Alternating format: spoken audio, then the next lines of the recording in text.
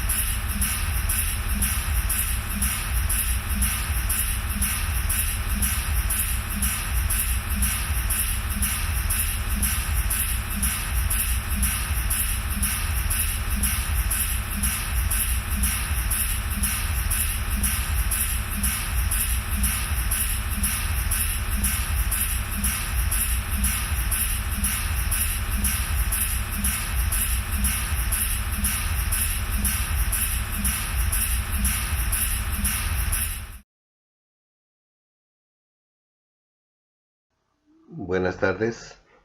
Eh, Quiero agradecer a las organizadoras y organizadores de este encuentro el haberme invitado para conversar con ustedes sobre algunos eh, aspectos de las danzas contemporáneas de la América nuestra.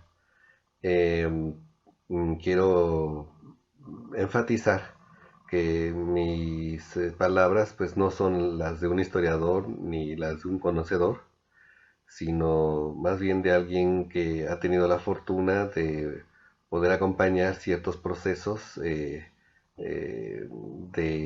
algunas de las danzas contemporáneas de nuestros países.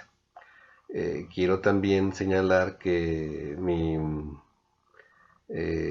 participación, mi conversación, está basada o tiene como guía el concepto de autonomía de enunciación. Es decir, me parece que este concepto es clave para entender muchos de los esfuerzos simbólicos que se han desarrollado en la América nuestra desde el momento mismo en que inició la colonización. Esta idea de la autonomía de enunciación pues viene de la conceptualización de Jean Franco, que habla de la reivindicación del derecho a nombrarse, es decir, porque nombrarse es un principio de apropiación política de un propio proyecto, valga la expresión. Nombrar no solamente es representar, sino también es producir, asumir un proyecto. En este sentido, pues es una praxis clave, y me parece que las danzas modernas y contemporáneas de nuestros países, por lo menos desde el siglo pasado, han sido una parte fundamental de este esfuerzo de nombrarnos desde un territorio de autonomía. Entonces, esta va a ser, digamos, una idea central que va a recorrer mi charla. El otro problema o la otra consideración que quiero mencionar, pues es el de que cuando hablamos de danza escénica, estamos hablando de un recorte particular de las muchas danzas que una sociedad practica. Y esto me parece particularmente importante porque, por ejemplo, en un reciente artículo de la investigadora eh, brasileira Mariana Monteiro, ella habla, por ejemplo, de cómo en los estudios universitarios de danza en su país, pero yo diría que casi en todos nuestros países, las danzas populares o las artes escénicas populares o de las clases subalternas no encuentran un lugar adecuado para su estudio y praxis. Ella se refiere, por ejemplo, a la experiencia de las batucadas, de estas, del batuki, de los tambores que implican la ocupación de un espacio público, la articulación al propio tiempo de música, danza, poesía, relato, actividad ritual, de actividad social, en un solo haz, que no se encuentra compartimentado. Y bueno, dice, esta manera de vivir una experiencia simbólica le cuesta trabajo a la academia tradicional acomodarla.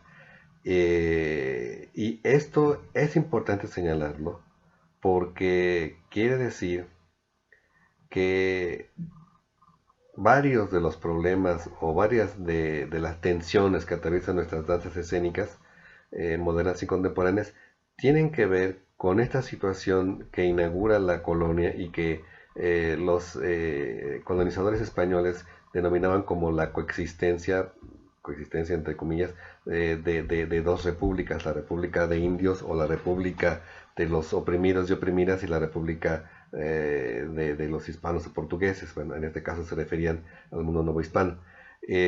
Creo que esto es importante señalarlo porque sí va a atravesar nuestras nuestros debates, o algunos de los debates fundamentales de la danza escénica moderna y contemporánea de nuestros países. Eh, ¿Por qué señalo esto? Porque en buena medida, y yo sé que estoy generalizando y que es un asunto a matizar, la danza moderna y la danza contemporánea quedaron de lado de lo que Bolívar Echeverría llamaría como la empresa de la blanquitud.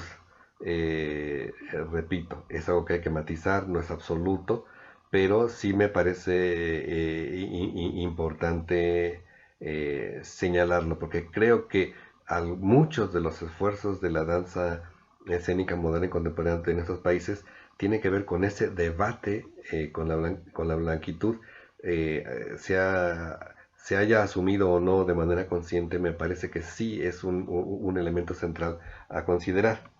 Eh, Eso es por lo siguiente, porque como bien señala el investigador argentino Juan Ignacio Vallejos, eh, este asunto de la colonización y la blanquitud trae a colación el problema del canon, es decir, de este conjunto de obras y de miradas, de paradigmas que se vuelven referencia para el conjunto de las prácticas artísticas de nuestros países y cómo este canon habitualmente está legitimado o enunciado en los lugares fuertes del poder cultural occidental. Eh, y esto, otra manera en la que se manifiesta esta problemática del canon es el de, que me parece, el debate falso entre atraso y contemporaneidad, entre atraso y vanguardia de nuestras danzas. ¿Por qué? Porque esto implica vivir la historia de nuestras danzas desde una perspectiva teleológica y en un relato, digamos, progresivo, marcado por pues las lógicas centrales de los lugares fuertes de la enunciación dancística o artística en general y cultural occidental. Entonces, esto hay que tomarlo en cuenta, hay que recordar los planteamientos de Boaventura de Sousa Santos, que nos plantean, por ejemplo, que es necesario no tributar la razón metonímica y la razón proléptica propias, digamos, de las epistemologías del norte. Es decir, estas razones, estos paradigmas que hacen la representación del todo por una parte de la experiencia, de ahí la formulación de su carácter metonímico, y donde digamos que esta lógica ha invisibilizado los diversos presentes, las diversas contemporaneidades, digamos, y ha establecido una jerarquía en los tiempos, en los espacios y en los valores de las diversas producciones simbólicas.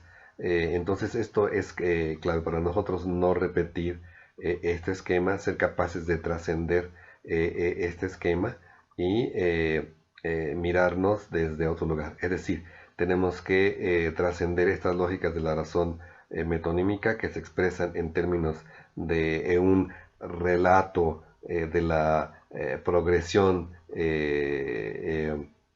y con un fin determinado, planteado desde otro lugar de poder cultural y político, que nos sujeta a la tributación de un canon cerrado. Entonces todo esto pues es algo que tenemos que considerar y que yo creo que ha estado en el núcleo de muchos de los esfuerzos estéticos, teóricos, artísticos de nuestras danzas, académicos y formativos de nuestras danzas. Recuerdo, por ejemplo, en un encuentro de diálogos México, 2008, si no mal recuerdo, en el que en ese encuentro hubo un desencuentro, por ejemplo, entre nuestros algunos invitados de América del Sur y algunos invitados de la danza mexicana. Para algunos de ellos, ¿no? No fue una posición generalizada, pero sí fue significativa. Para algunos de los invitados de América del Sur veían la danza mexicana como una danza moderna. El problema no es que se considera moderna, sino que era considerada como atrasada, es decir, como carente, como deficitaria, porque no era suficientemente contemporánea. Eh, y esto obviamente pues suscitó una situación de desencuentro y de tensión. Eh, eso nos lleva a darnos cuenta de que es necesario pensar los recorridos específicos de cada historia dancística nacional y desde pensar esos recorridos desde los planteamientos de Boaventura, por ejemplo, de la epistemología del sur, que precisamente nos permiten ver que no hay un solo relato, digamos que de lo moderno pasaríamos a lo contemporáneo para ser cada vez más vanguardistas y contemporáneos, sino que hay razones específicas por las cuales las danzas son lo que son. Entonces, esto es importante. Eh, Hay un autor, un teórico y profesor de filosofía y coreógrafo uruguayo, Marcelo Maracho, que plantea, por ejemplo, que para él, tanto en Uruguay como yo diría como en el resto de América Latina, en este momento hay una pugna, lo que él llama entre las primas hermanas, es decir, entre la danza moderna y la danza contemporánea. Para entender mejor lo que se comprende por danza moderna y danza contemporánea, quiero referirme a algunas categorías que plantea la doctora Helena Katz, una investigadora brillante brasileña de la Universidad Católica de Sao Paulo. Ella, alguna vez conversando con un grupo de investigadores e investigadoras mexicanas, nos planteó que bajo su lógica, las diferencias entre danza moderna y contemporánea podían establecerse así. Dice, la danza moderna es aquella que tiene un pacto, que establece un pacto entre las técnicas de entrenamiento y el lenguaje coreográfico. Dice, y también tiene un pacto entre, digamos, la música, la relación privilegiada entre música y danza. Tiene también un pacto entre una composición de carácter, digamos, más dramática o dramatúrgica y la danza. Y tiene también un pacto entre el querer decir, el querer producir un sentido y la danza. Para ella estas serían como que las características de la danza moderna. La danza contemporánea implicaría la ruptura de estos pactos. Entonces, no se plantea que tiene que haber una corporeidad, un lenguaje para cada proceso coreográfico, que la danza se puede independizar de la música, que su coherencia dramatúrgica no tiene que ser necesariamente una coherencia de carácter narrativa teatral y que no necesariamente tiene que plantearse como productora de sentido, sino como experiencia, como encuentro. Entonces, bajo, digamos, estas conceptualizaciones, era comprensible que nuestros invitados de América del Sur, cuando veían a la danza mexicana, la vieran como una danza moderna, aunque nosotros nos llamamos a nosotros mismos contemporáneos, y que la vieran también, eso es lo que, con lo que estoy en desacuerdo, que la vieran como atrasada. Es decir, ¿por qué? Porque digo, hay razones por las cuales el paradigma de la danza moderna en México es importante, porque es el paradigma fundacional. Hay otras historias de la danza en América Latina cuyo paradigma fundacional no fue necesariamente el moderno o no tuvo tanto peso como en México, pero es necesario entender estas historias específicas. A mí me gusta contrastar de manera, pues, a lo mejor un tanto mm, abusiva, exagerada, la situación de la danza en México y la situación de la danza en Uruguay, porque creo que de alguna manera podríamos pensarla como las versiones extremas de la constitución de los campos de la danza moderna contemporánea y en nuestros diversos países. Por ejemplo, podemos decir que en México nuestro campo de la danza escénica moderna y contemporánea pues es un resultado, es uno de los resultados del esfuerzo revolucionario de 1910, de las políticas culturales del Estado postrevolucionario, eh, y que implicó la mm, construcción de escuelas desde los años 30, escuelas que han tenido, y los años 40, escuelas que tienen continuidad hasta el presente, y que han hecho mucho hincapié en la formación de bailarines, y yo digo, y también en un fuerte, digamos, esteticismo de la composición coreográfica, entendida en términos de virtuosismo de ejecución y prolijidad en la composición y en la concreción escénica de una coreografía. En el caso, por ejemplo, de Uruguay, eh, eh, sus escuelas dancísticas, espero no equivocarme, se fundan básicamente durante la época de la dictadura. Y la dictadura lo que funda son básicamente la escuela de ballet y la escuela de folclore. Es decir, dos maneras de entender la historia nacional, digamos, la historia nacional como el terruño identitario esencial y la historia universal, digamos, que sería europea propia de la blanquitud.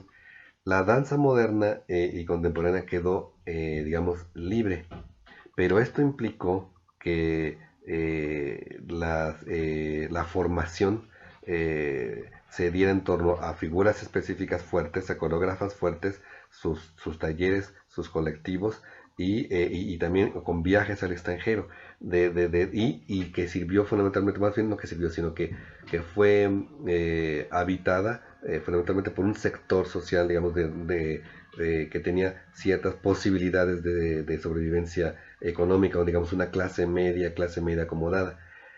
En contraposición en el caso de México, las escuelas de danza, las escuelas de arte forman parte de las tareas de la educación pública inauguradas por la Revolución del 10.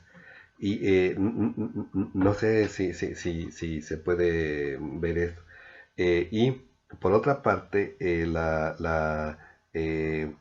eh, este carácter, vamos a decir, social de la danza uruguaya le permitió dialogar rápidamente con, digamos, con la contemporaneidad dancística europea, al tiempo que nosotros estábamos construyendo lo que podemos decir de alguna manera, una suerte de tradición propia. Es decir, y no estoy diciendo que una sea mejor que la otra. Lo que quiero decir es que son historias específicas, particulares, que tenemos que reconocer y nombrar. Tengo que señalar que de unos años para acá, no recuerdo, no, menos de 10 años, se fundó ya la escuela, en la escuela del Sodre, se fundó la escuela también de formación de bailarines en danza contemporánea, y que es una escuela pública, y también hace unos 2 años se fundó la licenciatura en danza de la Universidad de la República, cosa que es un evento sensacional y que se ha planteado también en términos muy democráticos. Eso que señalo también es importante.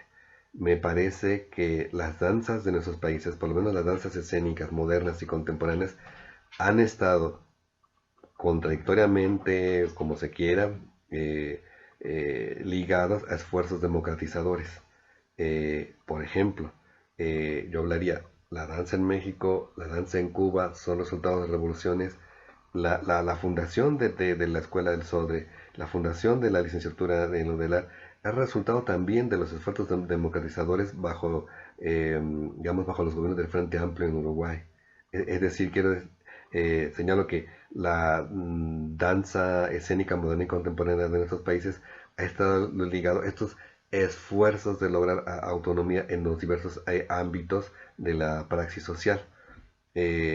Bueno, Um, Señalo, bueno, pero como apuntaba hace un momento, sea como sea, me da la impresión de que en la mayoría de estos países, en mayor o menor medida, esta relación entre la danza moderna y la danza contemporánea es una tensión y que Marcelo Maracho formula en términos de las primas hermanas que son cercanas pero se pelean.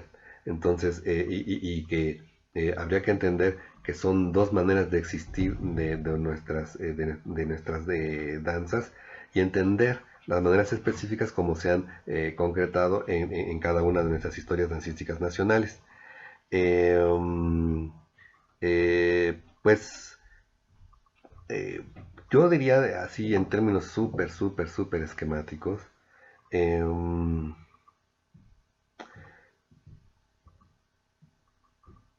que posiblemente en países como Cuba, México, Bolivia, Ecuador, la presencia del paradigma moderno tiene mucha fuerza hasta el momento presente, valga la redundancia, y que otras danzas como la brasileña, la argentina, la uruguaya y la chilena, que es un caso específico, en este momento tienen eh, una mayor definición por el paradigma, digamos, contemporáneo del que habíamos hablado hace rato en los términos en los que los define Elena Katz.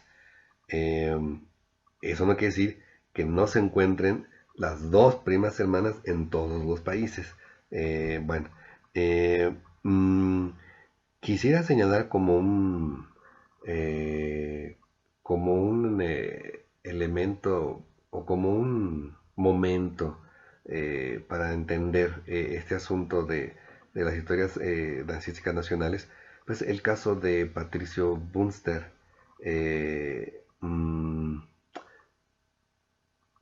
Por varias razones.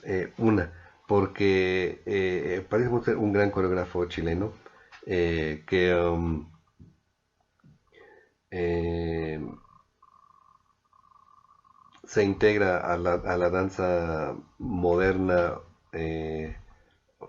chilena en los años 40 como resultado de la llegada de bailarines y coreógrafos alemanes, Uthoff, Kurt Joss, Sigurd Leder, que ayudaron a construir compañías y escuelas en Chile y que instalaron, por ejemplo, la técnica Leder como una técnica central de la formación de los chilenos hasta este momento.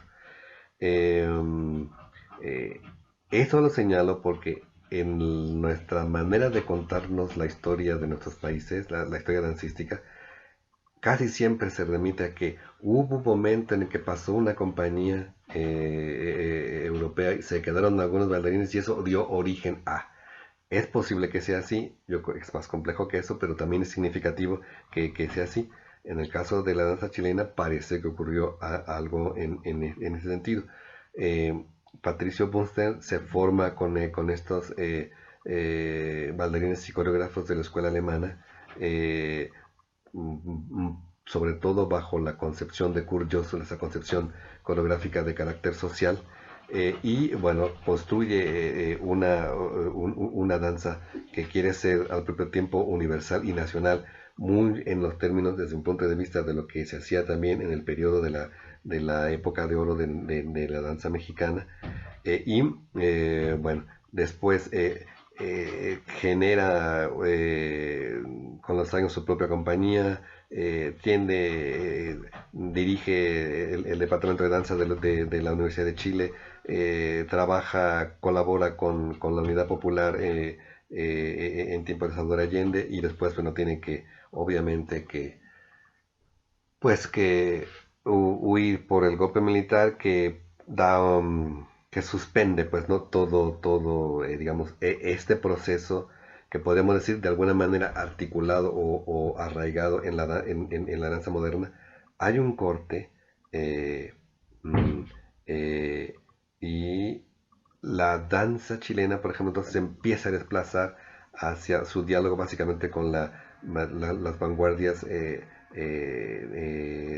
norteamericanas, también desde una perspectiva de resistencia, pero entonces quedan las dos, como las dos corrientes que en este momento coexisten, porque Patricio Monster pudo regresar y funda la Escuela Espiral, que llega hasta este momento. La Escuela Espiral existe hasta el momento, forma bailarines, digamos, en este paradigma, digamos, fundacional de la danza moderna chilena, que coexiste en este momento con las propuestas de carácter más ligadas a lo que se llama danza contemporánea en América del Sur y que nosotros en México llamamos danza postmoderna.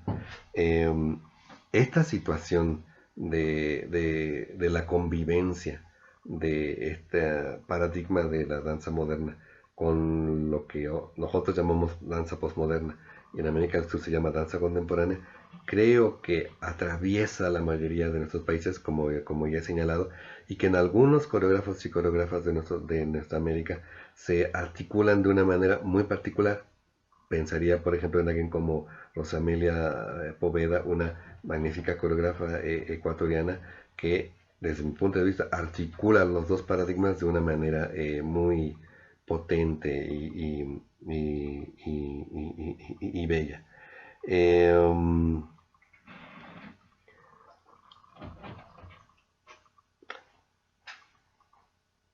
Me parece que a últimas fechas se ha como establecido este diálogo y esta disputa de una manera muy particular, muy interesante. Quizá pondría yo el ejemplo de México. Creo yo que este paradigma fundacional de la danza moderna, poderoso, que desde mi punto de vista llega hasta nosotros y que le ha dado las características fundamentales a nuestra danza escénica, tanto la moderna como la contemporánea, que yo no sé si, en fin, si nombrarlas de manera diversa o como un continuo, pero me parece que desde mi punto de vista empieza a agotar sus posibilidades de nombrar lo real, y por eso empezaron a surgir otros grupos que se remiten a, digamos, a las formulaciones de la así llamada danza postmoderna. Eh, mm, eh, Sin embargo, eh, creo que aquí es donde nos vuelve a pesar de nuevo este debate con con, con lo que Juan Ignacio Vallejos llama el canon occidental. Es decir, si bien es cierto que estas propuestas han aparecido entre nosotros para pues vivificar el campo expresivo, las posibilidades expresivas, también me parece que no han roto, desde mi punto de vista, a lo mejor me equivoco, pero me parece que no han roto con su legitimación externa, con su legitimación en los centros, digamos, dominantes de la enunciación dancística, y que algunas veces mm, se ha visto de nuevo la producción previa o la producción signada por esta larga tradición de la danza moderna como atrasada o no suficientemente de vanguardia, no suficientemente contemporánea. Y esto me parece que es volver a repetir este esquema del atraso y la vanguardia que desde mi punto de vista nos tiene atrapados y empantanados, porque creo que tendríamos que entender que somos muchas voces dancísticas que están coexistiendo en este momento. Aquí yo quisiera lanzar una hipótesis a lo mejor un poco mmm, absurda, o bueno, ustedes recordarán que se habla que, por ejemplo, en la literatura se logró la autonomía literaria con el movimiento modernista, un movimiento literario que iba desde México hasta Chile y que tuvo sus manifestaciones en todos lados en Argentina. O sea, lo inaugura un nicaragüense, Rubén Darío, está en México, está en Centroamérica, está en Venezuela, está en Argentina, está en Chile, está en Uruguay, está en Colombia, etcétera. Creo yo que el hecho de que hubiera una coincidencia es porque estos escritores hablaban la misma lengua, el español, pero me da la impresión de que no hay posibilidades de la unificación, digamos, de un movimiento dancístico latinoamericano base, porque no compartimos las mismas historias corporales. Eh, digamos, compartimos la opresión, diversas formas de opresión, pero ejercidas también sobre diversas historias sociales corporales. Y yo creo que esto da lugar también a diferentes voces coreográficas, a diferentes voces artísticas, y eso me parece que no va en demérito de la danza de la americanización, al contrario, habla de su diversidad, sí, de la multiplicidad de sus voces. Eh,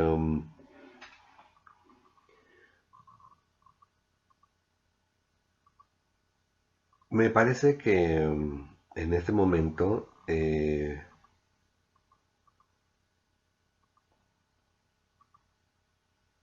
pero digamos, voy a hacer una autocrítica o una precisión. Eh, no obstante que señalé que a lo mejor hay una dependencia, digamos, de esta irrupción de lo posmoderno como supeditación al canon occidental dominante, también es verdad que esto nunca ha sido verdad del todo en América Latina. Siempre ha habido formas híbridas y maravillosas y poderosas de la producción simbólica. Em, y bueno, creo que esto ocurre también en este momento en estas danzas, porque si bien podríamos decir que las danzas no modernas de este momento en América Latina son performáticas, tributarias más del presentar que del representar, tributarias en el mejor sentido de la palabra, o en diálogo con las artes visuales, con acento en lo performático, etcétera, con acento en el no movimiento, en la danza, digamos, en las formulaciones de la danza exhausta o agotada de Lepeki. Podemos decir todo esto, pero yo diría que no se está vehiculando lo mismo que se vehicula en otros lugares. Me parece, por ejemplo, que una de las características importantes y que me conmueven mucho de la danza de Abya Yala o las diversas danzas de Abya Yala en este momento es que creo que está irrumpiendo de manera fuertísima una suerte de historia pulsional latinoamericana, de las corporalidades latinoamericanas.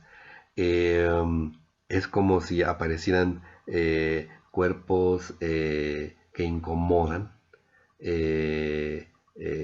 cuerpos que hablan en voz alta, cuerpos que gritan y cuerpos que no quieren tributar la belleza porque digamos una belleza convencional, sino porque lo que les interesa precisamente es incendiarse en su nombrar la historia de su deriva pulsional como una deriva social.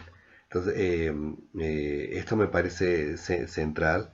Lo encuentro en autores particularmente brasileros, como Michel Moura, que habla como de la experiencia pulsional, rebelde, femenina. Pensaría también en Marcelo Evelyn, un coreógrafo también brasilero, con obras como Batucadas, donde precisamente presenta esta corporalidad desnuda que fue negada, digamos, por el mundo de la blanquitud y que se presenta con su capacidad de gozo y de contaminación del cuerpo también del espectador. Estrategia que también, por ejemplo, utiliza otra coreógrafa brasileña que es Lía Rodríguez, y que también, por ejemplo, se manifiesta en obras de Lucía Russo y Marcela Levy, que hablan precisamente de esas corporalidades contradictorias. Por ejemplo, en una obra de Lucía Russo y Marcela Levy, Boca de Hierro, Boca de Ferro, por ejemplo, donde se habla es un bailarín de la zona del Amazonas, que es al mismo tiempo alguien que baila ritmos contemporáneos, pero que es habitado, digamos, de alguna manera como, a lo mejor me equivoco, pero como por los orillas de la cultura afrodiaspórica, pero que también es un indígena amazónico, pero que también es un mestizo contemporáneo, y todo eso en su propia corporalidad que se expresa de una manera muy intensa frente a los espectadores, las espectadoras, con un cuerpo inconveniente que babea, etcétera, ¿no? Que eso también se manifiesta, por ejemplo, en Michel Moura y en otros autores.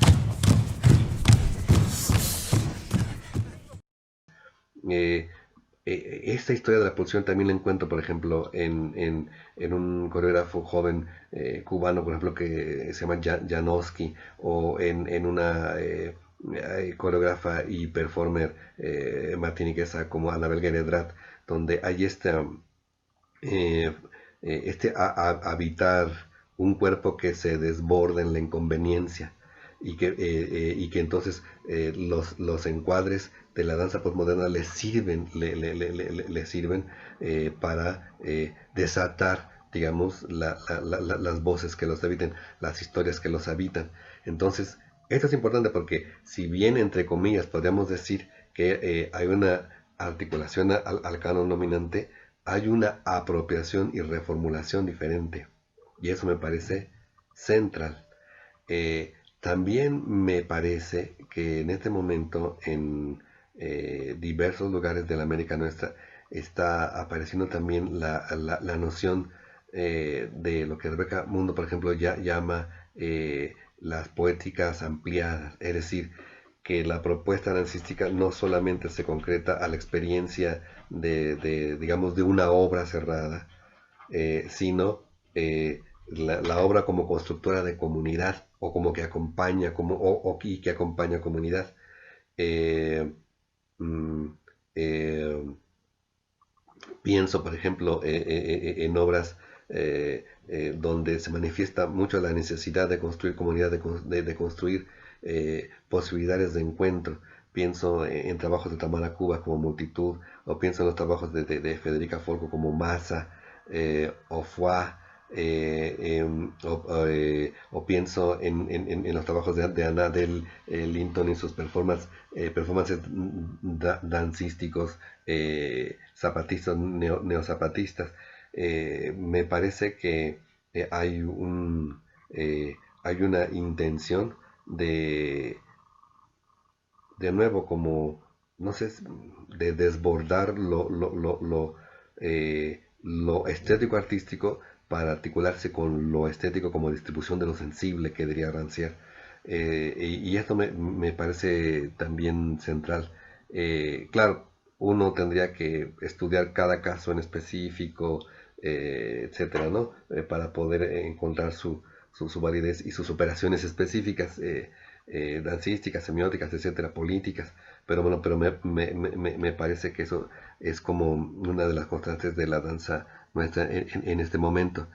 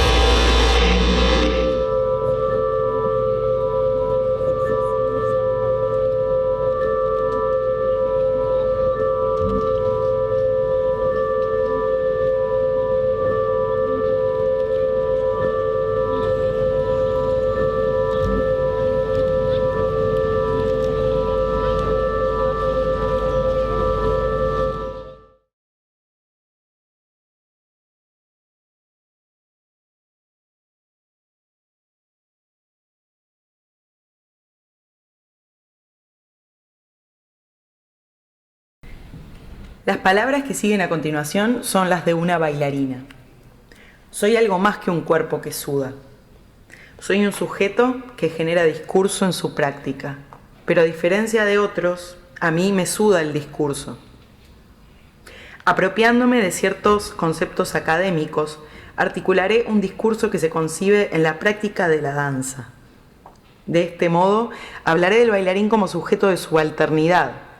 Hablaré de cómo la formación del bailarín lo concibe como un cuerpo máquina, el cual no requiere de habilidades discursivas.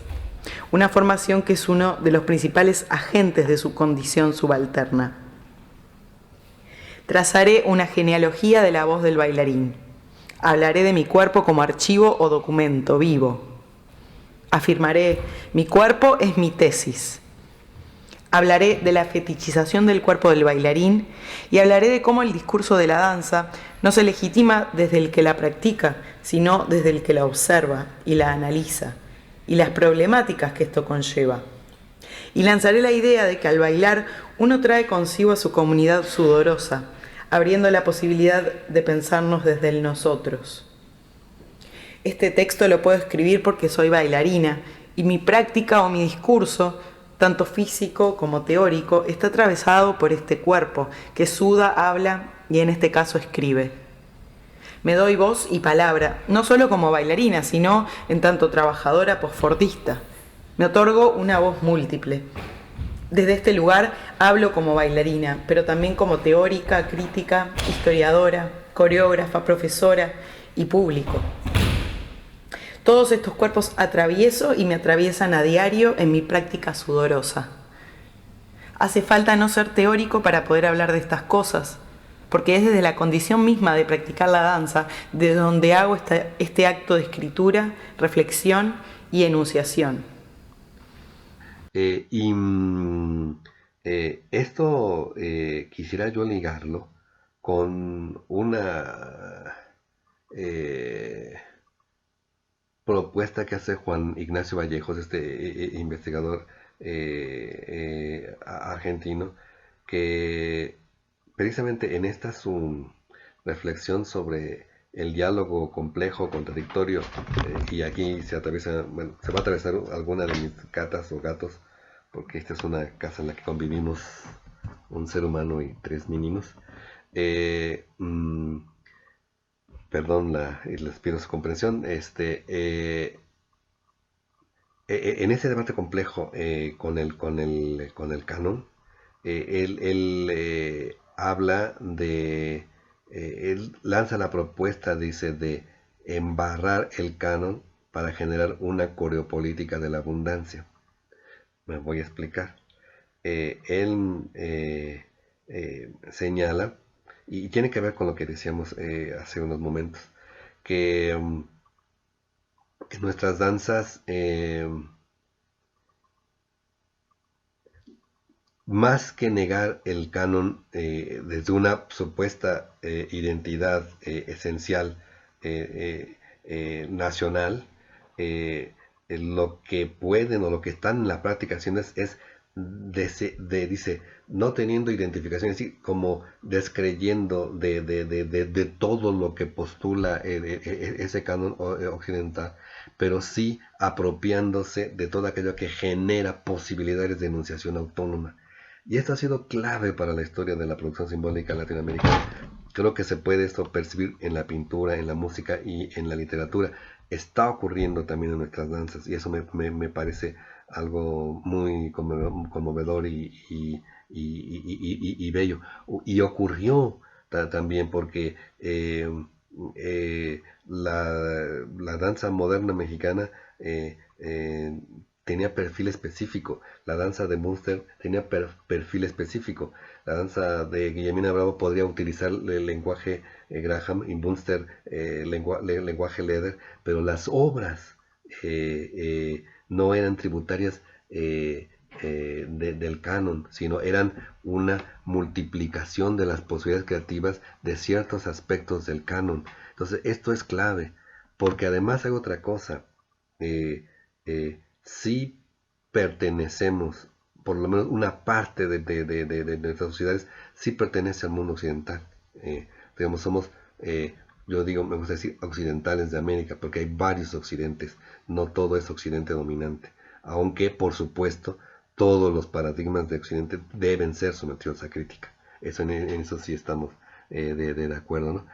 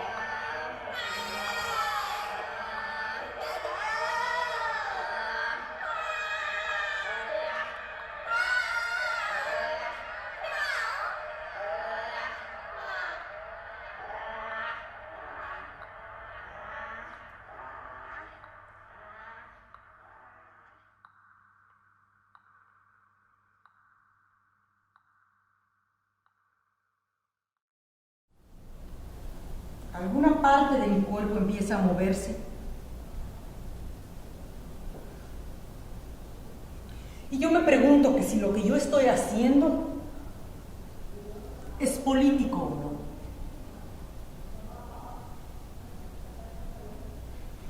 Y digo, para. Y para.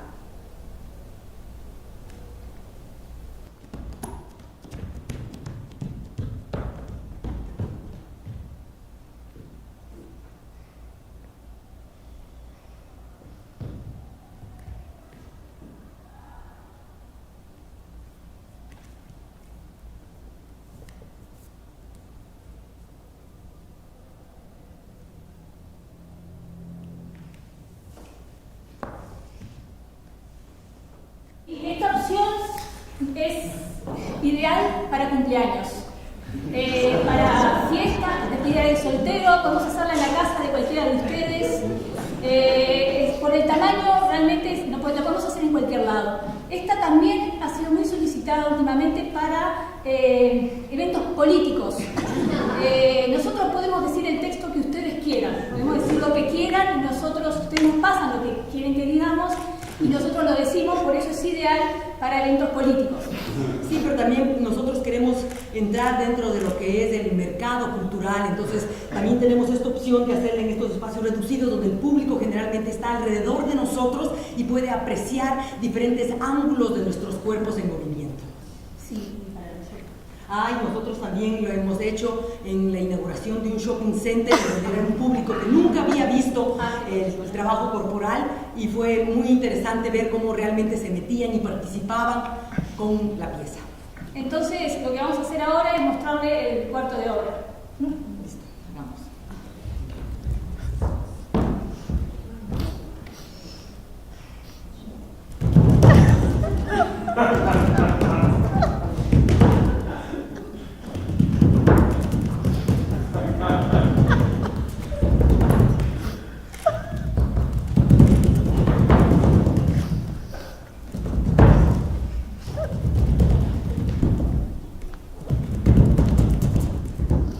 Pero, digamos, lo que plantea Juan Ignacio dice y me parece que coincide con planteamientos de Bolívar Echeverría en su análisis del barroco, cuando habla de que Bolívar Echeverría dice que el barroco fue una de las maneras de construir nuestra propia modernidad, una modernidad muy compleja, muy habitada, porque somos sociedades pluriétnicas y pluriculturales que no pueden construir una modernidad abstracta y homogénea. Dice, algo similar encuentra Juan Ignacio Vallejos como posibilidad para las danzas de nuestros países en estos momentos.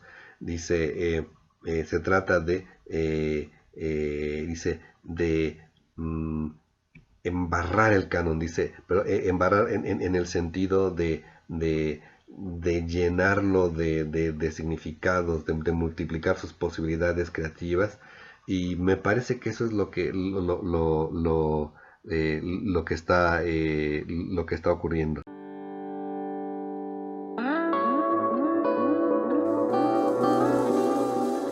Hola, mi nombre es Itza Noriega. Fui ganadora en el año 2018 del estímulo que se llama Premio Beca Quinta Bienal de Artes Plásticas y Visual. Mi proyecto consistió en una performance en la cual estuve habitando la sala número 3 de la Casa de la Fuga, tomando medidas de mi cuerpo a través de paredes, del piso, de las columnas, de modo que a través de los 6 días se creó un dibujo, digamos, como de todo mi recorrido en el espacio. Esta obra se llama Diagrama de Tiempo o Yo Soy la Medida. Además de la performance, había en la obra un cuaderno de trabajo con la investigación histórica que hice sobre un poco la historia de las mujeres durante la época de la Nueva Granada, época en la que se construyó y se habitó por primera vez esta casa.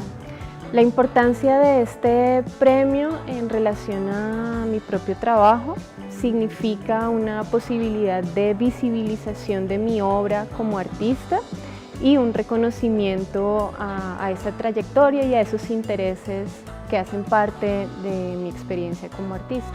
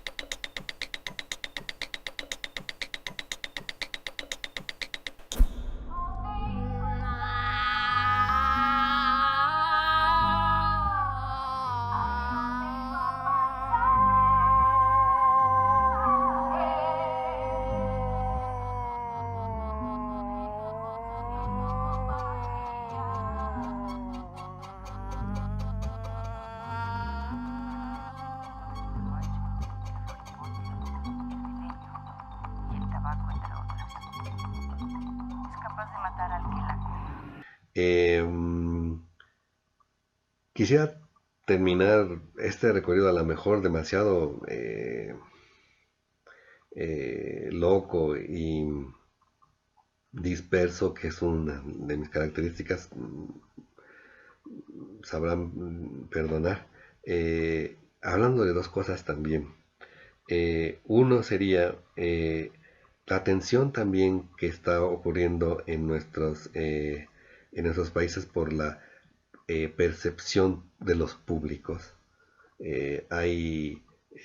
Yo pensaría que hay en dos ámbitos. En el terreno teórico, por ejemplo, Lourdes Fernández está trabajando, por ejemplo, junto con esta Patricia Aschieri de Argentina, están hablando de estas formas de la senso corpóreo, reflexión, percepción, donde el público es considerado también por las obras como un elemento de constitución del sentido, digamos, de la experiencia dancística, y por lo tanto hay que nombrarlo, hay que nombrar al espectador, hay que nombrar a la espectadora. Su percepción es también un hecho social. Y por otra parte también yo hablaría de los empeños curatoriales, digamos, democratizadores, de gentes como Nirlin Seijas en Brasil, Paula Yuria con el Festival Internacional de Danza Contemporánea de Uruguay. Es decir, hay una concepción asumida de que hay un diálogo con el espectador, con la espectadora. Entonces esto me parece también importante. Y yo quisiera terminar este recorrido, les digo, a lo mejor muy en el mal sentido de la palabra barroco, quizá por confuso. Quisiera terminar hablando de que también en América Latina, desde algunos años, ya décadas, si no mal recuerdo, la primera escuela de danza en América Latina, el primer programa es el de la escuela de la Universidad Federal de Bahía, y es de 1956. Y ha habido un esfuerzo continuado de elaboración, de reflexión crítica sobre y desde la danza. Me parece que en América Latina o en Avia Yala, para nombrar quizás de mejor manera, hay un esfuerzo por construir perspectivas epistemológicas, políticas y éticas desde la experiencia dancística. Esto me parece clave. Me parece que hay una reflexión profunda en México, la encuentro en Cuba, la he testimoniado también en Colombia, en Argentina, en Chile y en Uruguay, para decir lo menos. Es decir, me parece en Venezuela. Es decir, creo que está, pues no sé si llamarle así, pero una suerte como de despertar de así como hay una irrupción de este cuerpo pulsional y sus historias, creo que no solamente irrumpe en el terreno de lo escénico, sino también está irrumpiendo en el terreno de la producción teórica, y esto me parece clave, importante, significativo, celebrable. Hay que decir también que, por lo menos en el caso de México, esta actividad teórica ha sido aportada fundamentalmente o de manera mayoritaria por investigadoras que articulan una doble formación dancística y formación académica, y agregaría y perspectiva de género. Me parece que esto está dando un